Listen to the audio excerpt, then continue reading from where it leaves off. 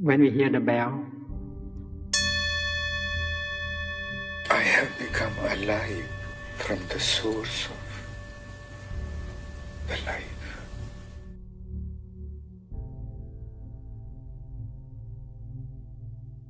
Now here we get to the real problem, because we're always telling each other that we should be different.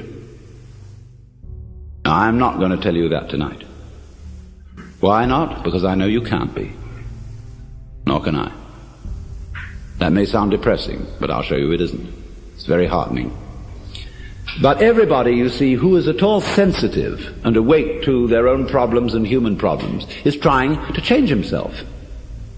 We know we can't change the world unless we change ourselves. If we are all individually selfish, we're going to be collectively selfish. If we don't really love people and only pretend to, somehow we've got to find a way to love. After all, it's said in the Bible, "Thou shalt love the Lord thy God, and your neighbor as yourself." You must love. Yeah, we all agree. Sure. But we don't. And this particularly becomes appalling when we enter into the realm of higher things, by which I mean spiritual development. Everybody these days is interested in spiritual development. And wisely, because we want to change our consciousness. Many people are well aware that this egocentric consciousness is a hallucination, and that they presume it's the function of religion to change it, because that's what the Zen Buddhists and yogis and all these people in the Orient are doing. They're changing their state of consciousness to get something called satori, or mystical experience, or nirvana, or moksha, or what have you. And everybody around here is really enthused about that, because you don't get that in church.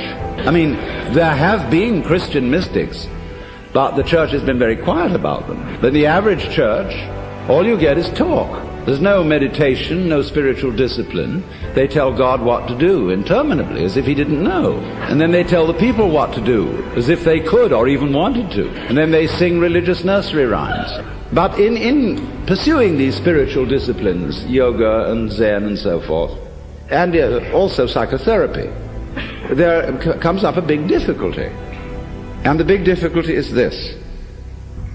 I want to find a method whereby I can change my consciousness, but therefore to improve myself. But the self that needs to be improved is the one that is doing the improving. And so I'm rather stuck. I find out the reason that I think I believe, say, in God, is that I sure hope that somehow God will rescue me. In other words, I want to hang on to my own existence. And I feel rather shaky about doing that for myself, but I just hope there's a God who will take care of it. Or, if I could be loving, I would have a better opinion of myself. I'd feel better about it. I could face myself, as people say, if I were more loving. So the unloving me, somehow, by some gimmickry, has to turn itself into a loving me, and this is just like trying to lift yourself off the ground with your own bootstraps. It can't be done. And that's why religion, in practice, mainly produces hypocrisy and guilt, because of the constant failure of these enterprises. Now, people go and study Zen, and they come back and say, wow, getting rid of your ego is a superhuman task. I assure you it's going to be very, very difficult to get rid of your ego. You're going to have to sit for a long time, and you're going to get the sorest legs. It's hard work.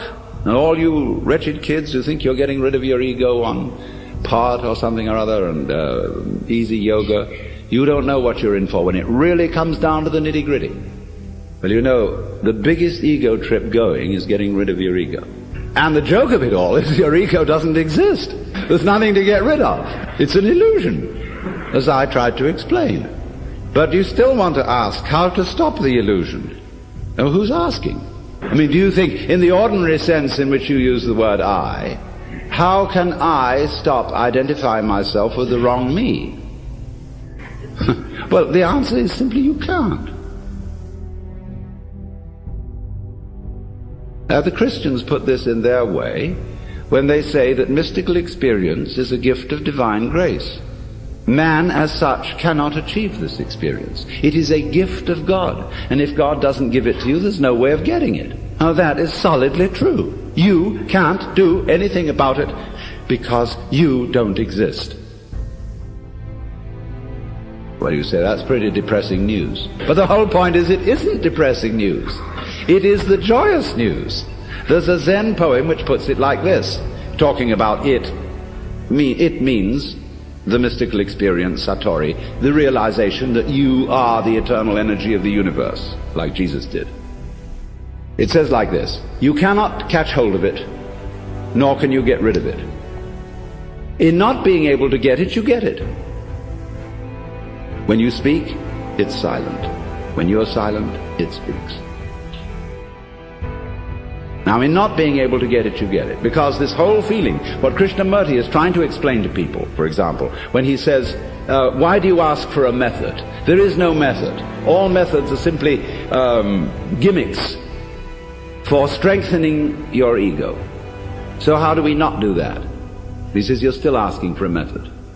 There is no method. If you really understand what your I is, you will see there is no method. This is so sad. But it's not. This is the gospel, the good news.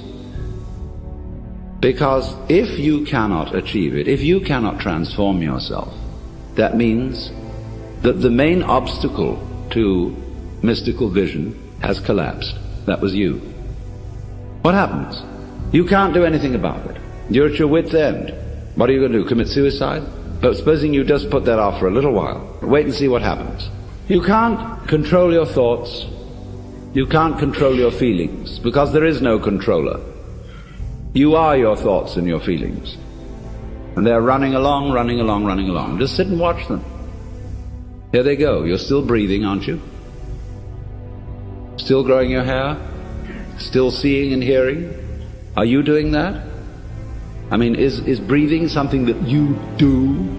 Do you see? I mean, do you organize the operations of your eyes and know exactly how to work those rods and cones in the retina? It's a happening.